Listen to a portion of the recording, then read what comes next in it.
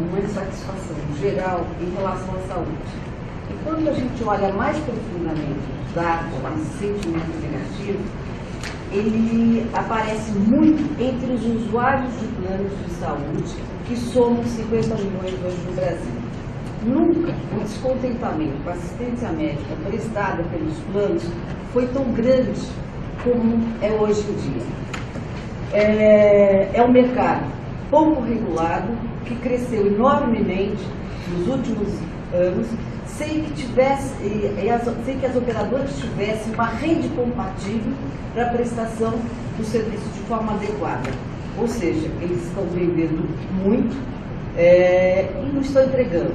Resultado, muitos dos clientes desses planos vão acabar no SUS, que por sua vez não é ressarcido como deveria em relação a esse atendimento prestado aos pacientes dos planos de convênio, dos convênios. Eu gostaria de saber qual o lugar dos planos de saúde no seu governo e o que a senhora pretende fazer para reverter essa relação que existe em relação aos planos de saúde, que é uma relação, quer dizer, os clientes estão insatisfeitos demais. E eu gostaria também de perguntar à senhora o que a senhora acha de uma acusação que o Serra faz ao seu governo e ao ex-presidente Lula no horário eleitoral. Ele diz que os gastos da União com saúde são menores hoje em comparação com o que era na época em que ele era ministro. E ele diz que isso acarreta, segundo ele, um rombo de 28 bilhões do orçamento. Nós, do Viu Mundo, fizemos um levantamento que mostra um crescimento real, em termos reais, de 77,4% nesses 12 anos. Então, assim, essas duas questões. Primeiro eu vou te falar o seguinte, eu acho, hoje eu estou muito constitucional. Eu acho, gente, que a Constituição fala na capacidade do Brasil conviver dois sistemas, um público e um privado. Eu acho que isso vai acontecer e tende a acontecer de uma forma muito clara na saúde. Nós temos o SUS, que eu acho que talvez seja, do ponto de vista da saúde, a nossa maior conquista. Ou seja, um sistema que é universal, que é gratuito e é de qualidade. Eu só faço um parênteses para contar uma coisa para vocês. Eu estava almoçando ao lado do então presidente da China, Hu Jintao, e ele começou a conversar comigo sobre saúde. Eu falei para ele que o nosso sistema é universal, gratuito e devia ser de qualidade.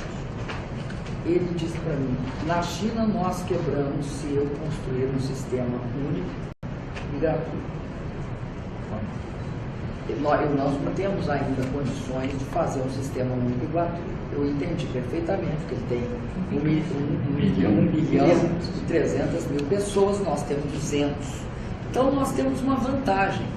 Nós podemos ter um sistema único e universal. Agora, e temos de dar a ele qualidade, porque é exigido que ele seja de qualidade. Pois bem, você não faz isso sem recursos. Você não faz isso sem uma política muito especial. Nós perdemos, é interessantíssimo o senhor Serra falar isso, porque o partido dele aprovou a queda da CPMF. A queda, ou seja, a CPMF, que era 40 bilhões para a saúde. Isso foi em 2007, certo? 2007. Então, de lá até cá, deu 6 anos, 7 anos, foram quase 270 bilhões de reais que nós perdemos. E mesmo assim, nós aumentamos os recursos da saúde, como você disse, em 77,4%. Agora, não se pode negar, de jeito nenhum, que a saúde no Brasil hoje tem 2 problemas. Tem esse problema do setor privado, que precisa de uma melhor regulamentação para garantir o serviço que vende. E precisa também de uma melhoria da qualidade do serviço público, que é o do SUS. E precisa discutir qual é a relação do SUS com o setor privado.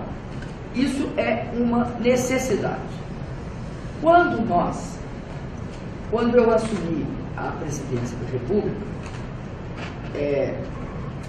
eu fiquei muito preocupado com esse dado que era que nós tínhamos 1,8 médicos por 1.000 habitantes. Eu não acho que a saúde seja doença. Eu sei que a saúde requer toda uma política para você explicar que as pessoas têm de fazer exercício, têm de caminhar, têm de usar bicicleta, ou seja, tem umas certas medidas que são preventivas e que melhoram a saúde como um todo. Mas 1,8 médicos por 1.000 habitantes, comparado com qualquer outro país do mundo, inclusive com a Argentina e o Uruguai, nós estamos levando de 3 a 0, porque eles são 3,2 médicos por 1.000 habitantes. Então, primeiro a gente percebeu o seguinte, estou falando o diagnóstico, como a gente foi fazer. Primeiro, nós temos um problema na atenção básica. Um médico formado no Brasil, tá? Ele vai querer atender nos grandes hospitais, ele vai querer ter uma clínica, e eu preciso de saúde pública. Eu tenho um sistema universal, eu tenho um sistema gratuito, eu tenho que ter gente na periferia. Aonde não tem médico? Aí nós fizemos um mapa. Se você olhar o mapa, aonde não tem médico? Não tem médico. Nas grandes, na periferia das grandes, no interior, nas médias, não tem médico. No Nordeste, no Norte, principalmente na região do Amazonas, não tem médico para ninguém dos departamentos de saúde indígena, não tem médico para índio e não tem médico para quilombola. É só olhar, não tem médico. Então nós atacamos a atenção básica. Por quê? Porque a atenção básica, a tese da saúde pública é que hoje resolve 80% do problema da saúde com a atenção básica. Então vamos atacar a atenção básica. O que nós vamos fazer? Médico. O médico, aquela história, não, mas não tem equipamento. O médico tem uma maletinha. Se ele atender a pessoa na casa, já é um ganho total. Ele tem de atender a pessoa, pegar, né, fazer um diagnóstico, né, que seja humano. Então nós fizemos o Mais Médicos. O Mais Médicos não foi feito por causa das manifestações de julho, porque se fosse a de junho, porque se fosse feito na manifestação de junho, só devido à manifestação de junho, não estava pronto. Nós lançamos em agosto. Ele vinha sendo construído e nós sabíamos, todos nós, que era muito arriscado. Nós sabíamos que geraria uma grande reação. A gente teve essa grande reação. Eu acho que o fato da saúde ser uma reivindicação do povo brasileiro funcionou, as manifestações ajudaram também, e acredito o seguinte, nós ali cumprimos uma parte. Essa parte, ela se completa quando a gente aumenta também a formação de médico no Brasil, no interioriza. Porque eu levo 6 anos para formar um médico, mais um tanto para ele fazer residência, e tenho de ter onde botá-lo, né? Então, o que aconteceu? Aconteceu que nós, além disso, fizemos um programa de ampliar até 2017, 11.500 matrículas na graduação e 12.000 na residência. Mesmo assim, não é suficiente, isso tem de ser sistemático, tem de interiorizar. Onde tem hospital, dá para formar. Eu acredito que agora, por isso que eu estou falando isso no meu programa, nós temos de atacar uma segunda instância. Porque não pode, deixa eu explicar pelo fim. Agora nós temos de tentar resolver o problema das especialidades. E é nas especialidades onde o mundo público e o mundo privado na saúde se encontram. Você só resolve especialidades no Brasil se você resolver o encontro entre o mundo público e o privado. O privado vai ter de pagar para o mundo público e o mundo público vai ter de pagar para o privado. Porque você só resolve a especialidade, o cara não ficar na fila, não esperar 2 meses para poder fazer um exame, ou um exame específico, né? Ou um exame laboratorial, ou exame de qualquer característica, e uma consulta. Se os 2 mundos se encontrarem.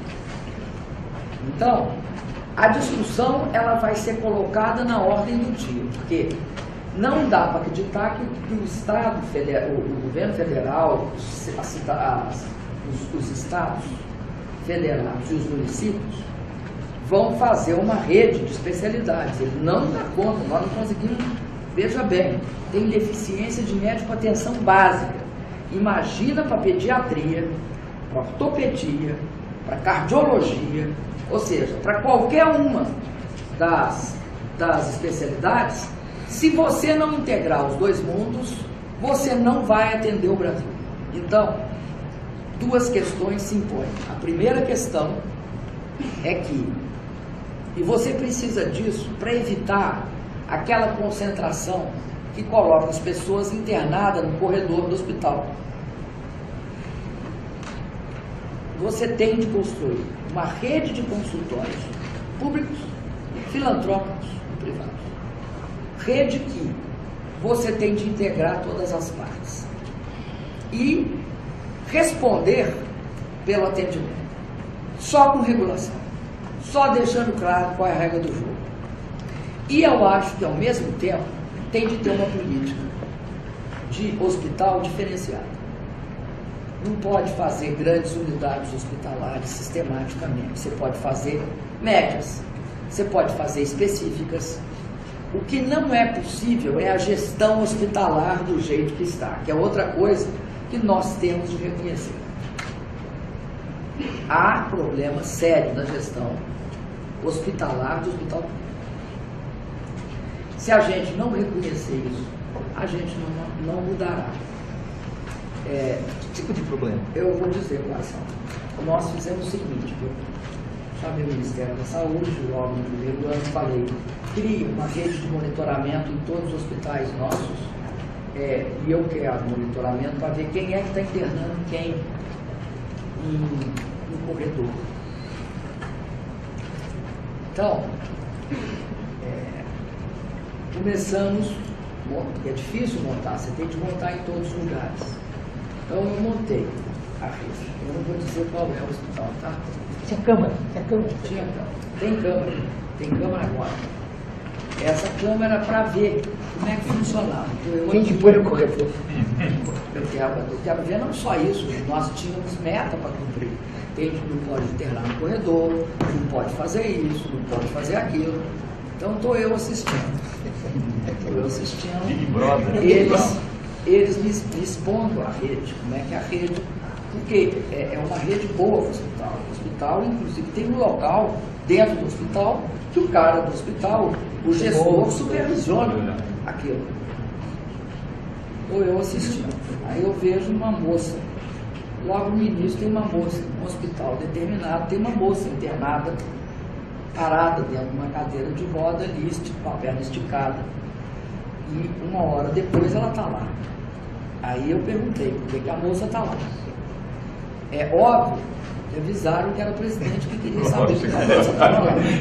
Isso é a graça da história. Mas o fato é que se você monitorar, você monitora todos os dias. Ou você acha todos os dias. O problema, isso é da vida, é assim. Mas só melhora se você tiver essa interação. Se você chegar e falar, o que é o problema? Tinha um outro que era assim, ó. Tinha um balde no meio do caminho e tinha aquele bloqueio, sabe aquele negócio que escreve que o piso está molhado? Uhum. Tinha isso. Eu perguntei por que e tinha aquele balde lá, me disseram que estava chovendo, a porra que era aqui. E eu olhei, Jesus. Só aí está chovendo. Está chovendo. Tá? E aí era o seguinte, por que você tem de perguntar isso?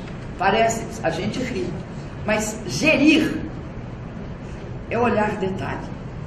Gerir é saber quanto tempo a pessoa ficou lá, por que ela está lá? Não tem lugar, e por que não tem lugar? Você sabe como é que nós acabamos com a fila do INSS?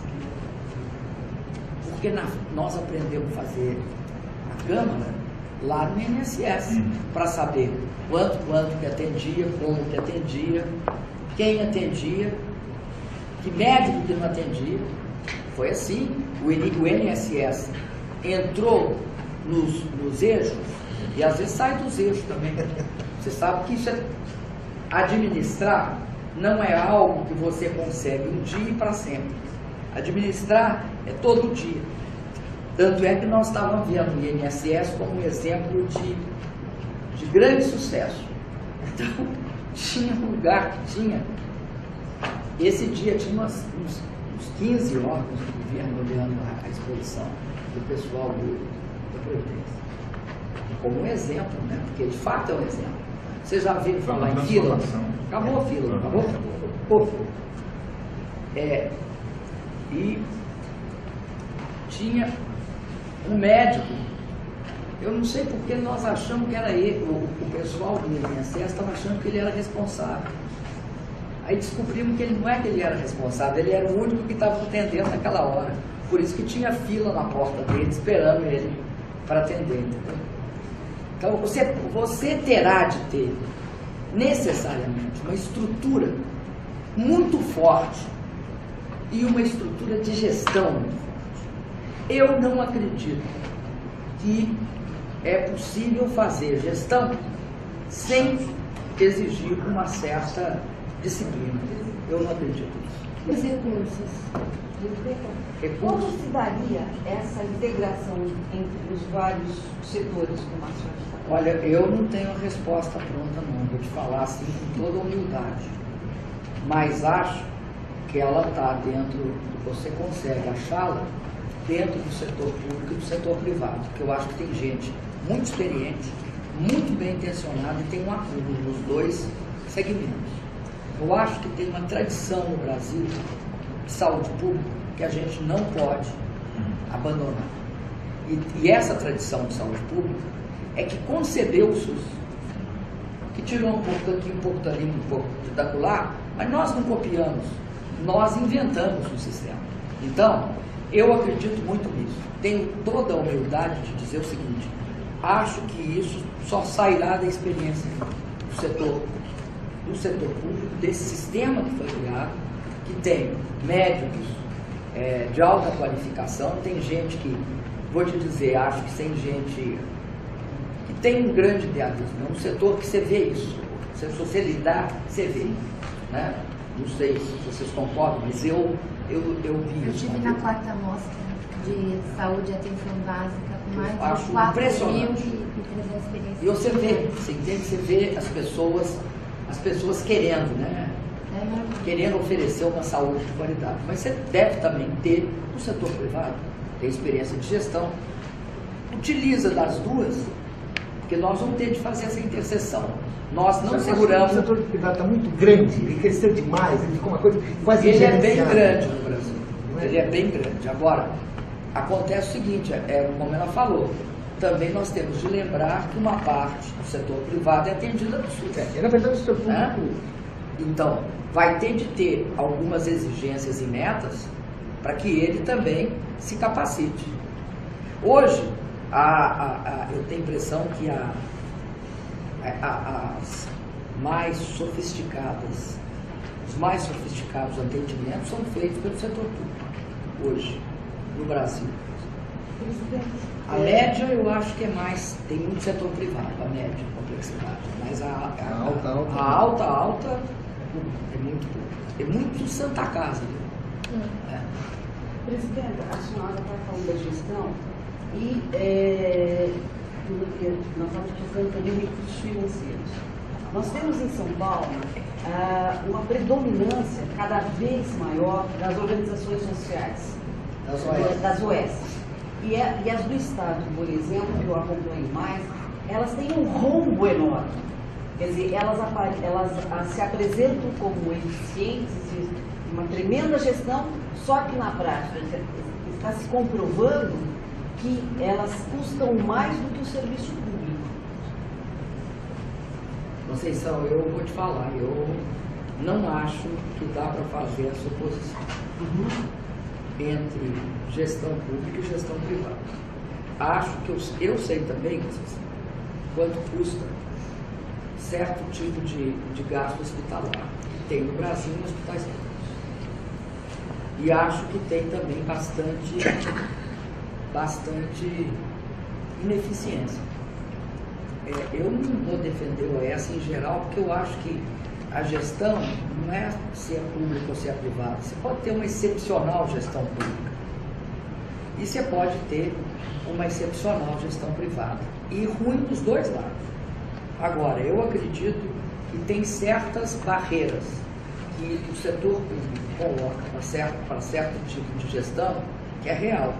Coloca assim. Por exemplo, contratação de laboratório.